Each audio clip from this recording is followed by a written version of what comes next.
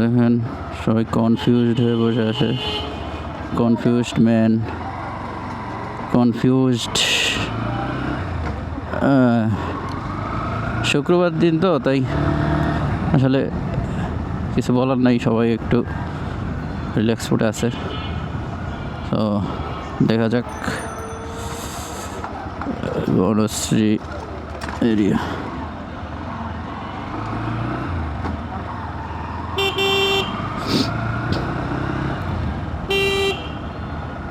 মোটো ব্লগিংয়ের set up এটা actually, কিন্তু আবার পারপাস মোটো ব্লগিং মানে ডিরেক্টলি না, তবে যেহেতু এই সেট আপে ভিডিও করতে মজা, মানে সাধারণত আপনি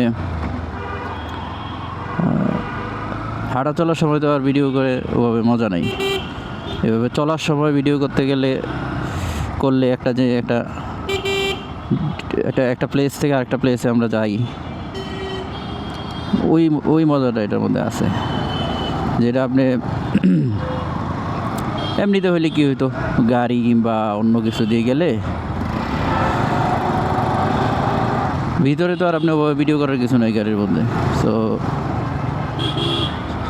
এই জন্য মোটরসাইকেল মাউন্টিং করে ক্যামেরা করলে একটা অনেক দূর পর্যন্ত অনেক কিছু দেখানো যায়, যে আমি কোথায় যাচ্ছি, রাস্তায় কি হলো, এই সেই। তবে এখানে আরও একটা বিষয় আছে, ক্যামেরা কিন্তু আপনাকে অনেক ক্ষেত্রে সেফটিও দিতে পারে। সেফটি কীরকম? ড্যাশ ক্যাম, এটা অনেক জ্যাম। গাড়িতে কিন্তু ড্যাশ ক্যাম লাগানো থাকে। ড্যাশ ক্যাম মানে ড্যাশ ক্যামটা লাগানোর উদ্দেশ্য হচ্ছে অ্যাক্সিডেন্ট চেক দেওয়া, যে কার কারণে অ্যাক্সিডেন্ট ঘটলো।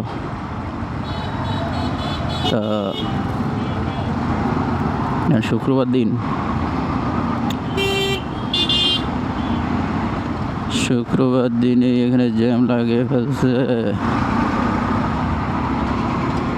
মামুরা।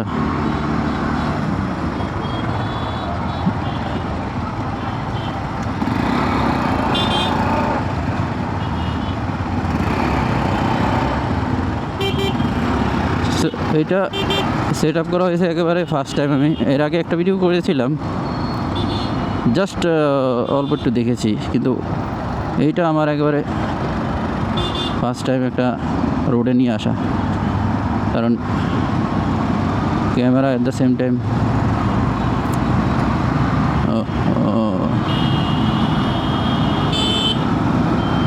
ক্যামেরার কারণে একটু আনইজি লাগে। তবে এটা যেমন আমি যখন ফার্স্টে হেলমেট পরছিলাম তখন এটা আনইজি লাগছিল। আবার এই হেলমেটটা এইটা আবার আরেকটা হেলমেট, নতুন হেলমেট কিনলেও আনইজি লাগে। তো একইভাবে ক্যামেরার সেট আপটাও একটু ফার্স্টে আনইজি লাগবে আমার মনে হচ্ছে, তো পরে ইউজড হয়ে যাবে। কারণ এখন আমি এখনও অনেক কিছু জানি না ঠিক মতো, রেকর্ডিং বাটন মনে থাকে না। আচ্ছা, ক্যামেরা লাগানো থাকলে মনিটরটা বাইকের যে কী বলে এটারে, টিএফটি মিটার, সরি এটা তো টিএফটি মিটার না, বাইকের যে মিটার সেটা কিন্তু দেখা যায় না ঠিক মতো, অল্প দেখা যায়। আমরা ওকে চলে আসছি হাতির ঝিলে। এমন না যে এমনি আসছি, এটা আমি চলাফেরাই করি। তো একটা পারফরমেন্স আমরা দেখি যে হর্নেট 2.0 স্মুথ রোডে কেমন পারফরমেন্স করে। এবং হাতির ঝিলের রাস্তাটা এতটা সুন্দর ছিল না, এটা রিপেয়ারিং করা হয়েছে। রিপেয়ারিং করার কারণে খুব স্মুথ হয়েছে, কিন্তু দেখেন আজকে আমি সুবিধা করতে পারতেছি না। সবাই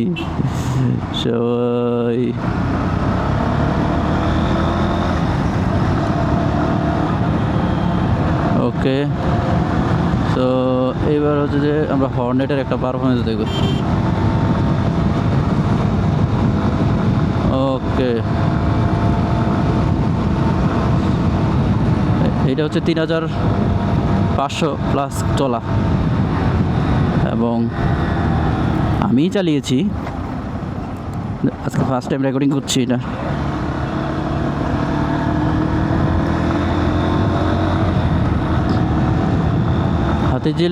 হাতিঝিলে বাইকের পারফরমেন্সটা খুব সুন্দর দেখা যায়, কারণ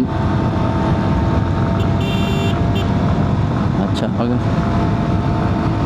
দেখি আমরা 5 নম্বর গিয়ারে দিয়ে দেখি, অনেক সুন্দর পারফর্ম করে।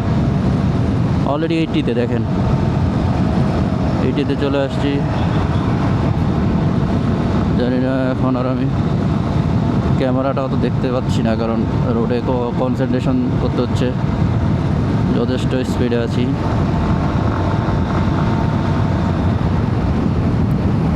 সো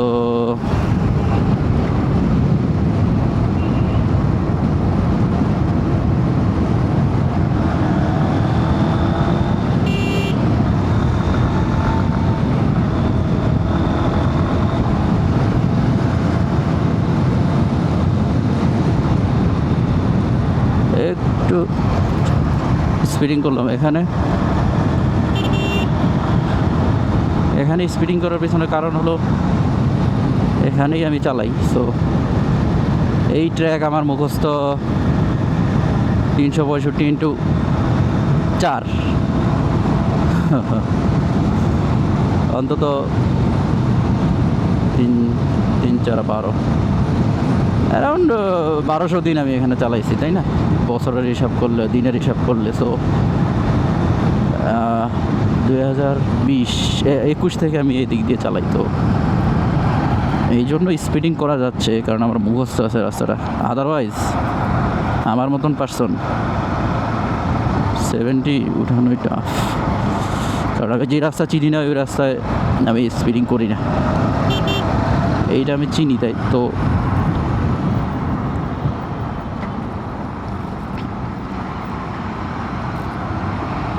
এই বাইকটা আমি কিনি 2025, অর্থাৎ গত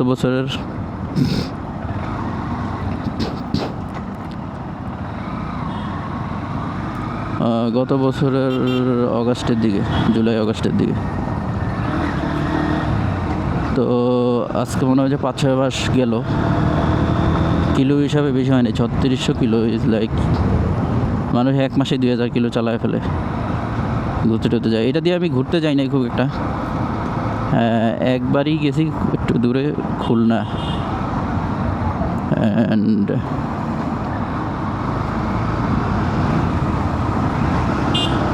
সো ওকে, এই জায়গাটা একটা সুন্দর জায়গা, কিন্তু গাড়িগুলো আজকে আমাকে পারফরমেন্সের সুযোগই দিচ্ছে না।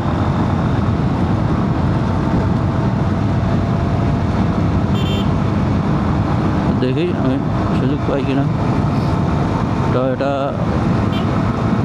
অনেক জোরে টানতেছে,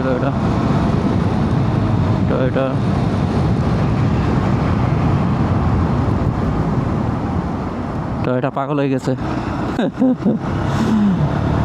একদিন এই জায়গায় কী করছি, আমি তো এই রোড চিনি, তো আমি অনেক জোরে টান দিছি এই স্পিড ব্রেকারটা। এই যে একটু আগে যে স্পিড ব্রেকারটা দেখলেন, এইটার আগে আমার সাথে একটা এরকমই টয়োটা বা কিছু একটা গাড়ি খুব জোরে টান দিছে। আমি জানি না, বাইকের সাথে তো টানাটানি করার কিছু নাই।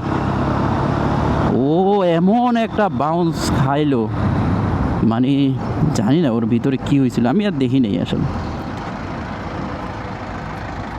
এইটাতেও সেম হয়েছে একদিন, আমি এরকম চালাচ্ছি, ও ফার্স্টের ওই নিচের স্পিড ব্রেকারে মোটামুটি আমার সাথে স্লোভাবে উঠে ওই গাড়িটা এমন জোরে টান দিছে, এত জোরে টান দিছে যে এখানে এসে একদম 1 ফিট উপরে আকাশের মধ্যে উঠে গেছে। তো না জানলে রাস্তা এরকম হয়, না জানলে জানতে হয় রাস্তা। যাই হোক, জানলেও অ্যাক্সিডেন্ট হয়, জানলেও অনেক দুর্ঘটনা করতে পারে। সো স্পিড কন্ট্রোলের মধ্যে চালাতে হবে, কন্ট্রোলের মধ্যে।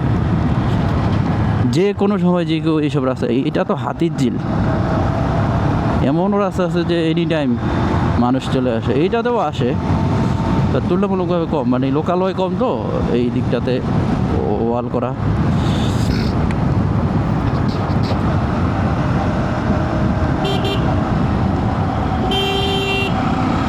দেখছেন, উঠাই ডাইন সাইডে চলে আসে। এগুলো আমার মুখস্থ, এখানে গাড়িও এরকম করে, উঠাই একদম ডাইন সাইডে, রাস্তা ডাইন সাইডে চলে আসে। তো ওদিকে সতর্ক থাকা লাগে। হাতির ঝিলে অনেক ম্যারাথন হয়, বেশিরভাগই শুক্রবারে হয়। যারা ফিটনেস সচেতন কিংবা এইসব নিয়ে ইভেন্টে যান, তাদের কাছে হাতির ঝিল পরিচিত রানিং ট্র্যাক হিসেবে। আচ্ছা, আজকে আমরা একটা হাতির ঝিল পুরোটা চক্কর দিই, তাহলে হর্নেট 2 এর একটা পারফরমেন্স পাবো, যেটা আমি আচ্ছা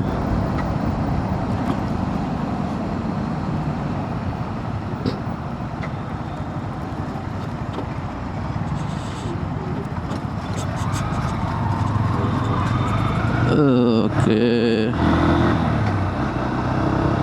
সো আমরা পুলিশ প্লাজার সাইডে চলে আসছি।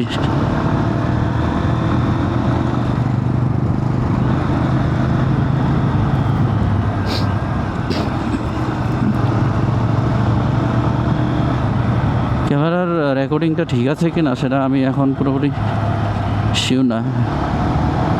যতটুকু দেখতে পাচ্ছি যে ঠিক আছে, কিন্তু অ্যাকচুয়ালি কী হয়েছে বিষয়টা পরে দেখা যাবে।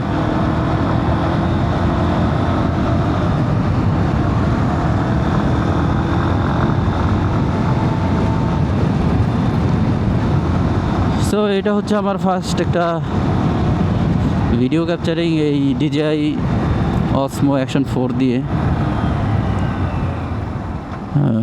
ফ্রাইডে আজকে 2026-এর জানুয়ারির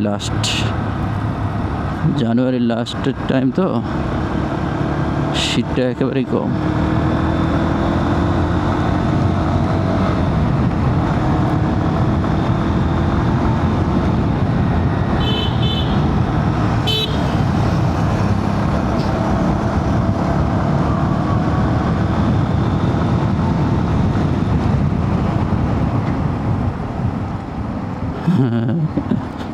উড়াল দিল বাইকটা।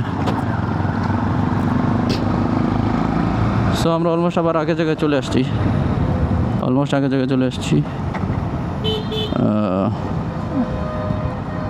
আরেকটা ল্যাপ দেওয়া যায়, আরেকটা ল্যাপ না, হাফ অফ দ্য ওয়ে আমরা দেখি।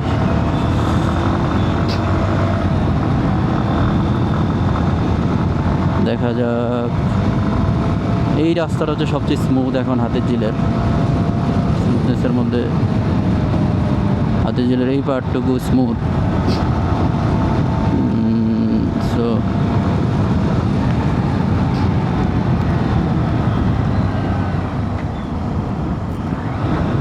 হর্নেটের এই পারফরমেন্সটা খুব সুন্দর, মানে আপনার গিয়ার শিফটিংয়ের সাথে সাথেই ও পারফরমেন্স শো করতে পারে, সাথে সাথেই শো করে।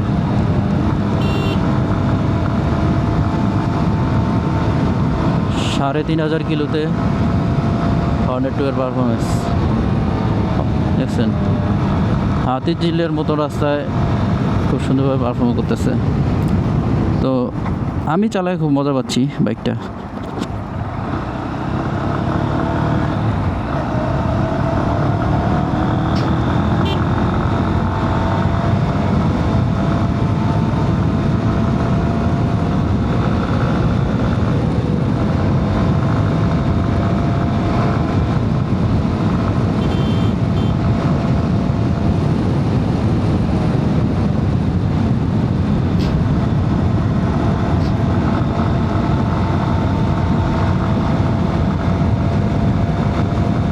এতটুকু রাস্তায় সুন্দর, এরপরে আর তেমন আর কিছু নাই। সো শহরের ভিতরে তো আর কিছু থাকার কথা না।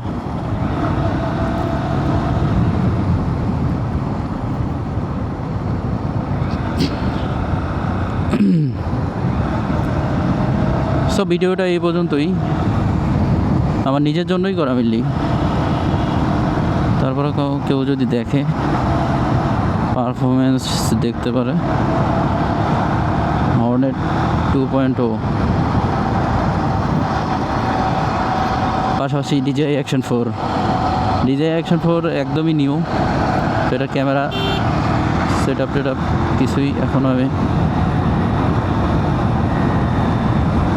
ওকে এই রাস্তাটুকু যদি ঠিক করতো তাহলে আরও ভালো লাগতো।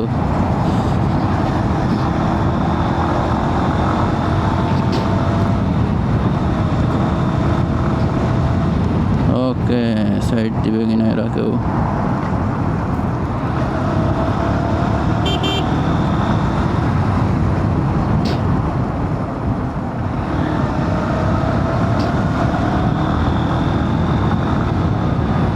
ওই গাড়িটা অনেক স্লো চালাচ্ছে,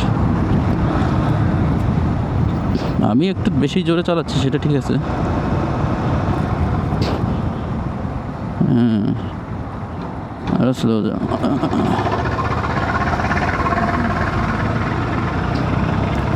সো ভিডিওটা এই পর্যন্তই রাখলাম।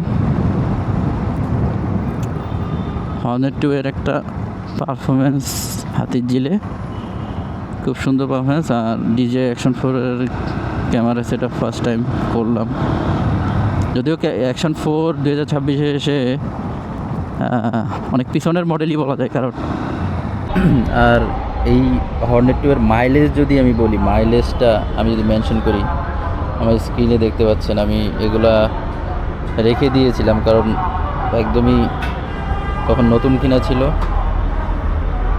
তো ফার্স্টের 1521 পর্যন্ত আমার মাইলেজের কোনো হিস্টোরি আমি রাখি নাই, মানে হিসাব করি নাই, হয়তো 35 করে পাইছি মেবি। কিন্তু এরপরে দেখেন 48, 42, 47, 35, 42, অর্থাৎ এর লাস্ট যতগুলা টাইম আমি তেল নিছি নভেম্বর থেকে, নভেম্বর, ডিসেম্বর, জানুয়ারি, সো 48ও পাইছি, 42ও পাইছি, 47, একটা মাইলেজ আমি কম পাইছি 35।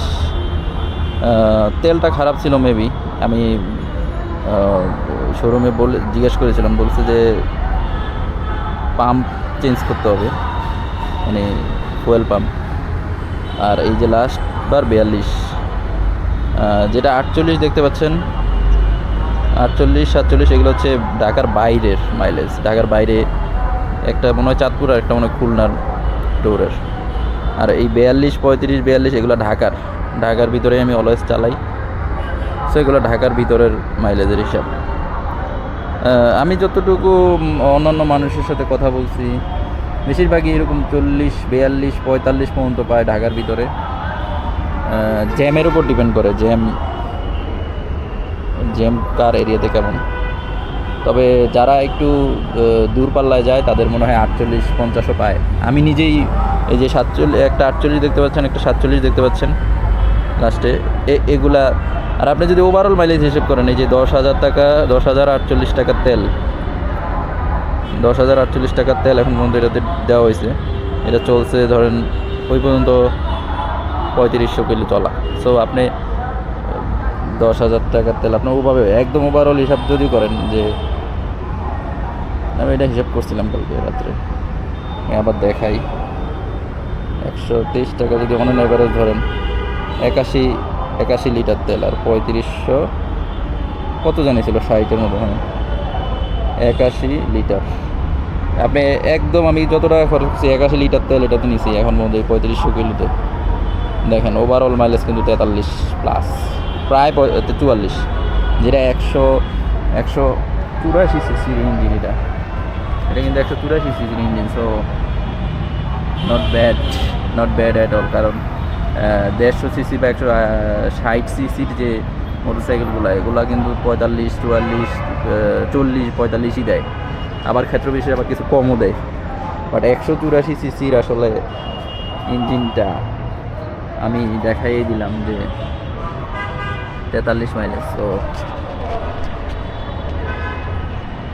এই যে ওভারঅল 81 লিটার তেল, 3560 কিলো চালাচ্ছে, 43। আর এমনি ইন্ডিভিজুয়াল তো আমি দেখাইলামই, ইন্ডিভিজুয়ালও আপনারা দেখেন ডিফারেন্ট যেসব তেল নেওয়া হয়েছে, 48, 42, 47। সো এটা ভালো একটা মাইলেজ দেয়, আমি একটু মাঝে মাঝেই রাফ চালাই। সো বেশিরভাগ সময় হাতিরঝিলে আমি অনেক জোরেই চালাই, খালি রাস্তা তো। বাট জেন্টলি 50 স্পিড করে যদি কেউ চালায়, আমার মনে হয় যে খুবই সুন্দর মাইলেজ পাওয়ার চান্স আছে।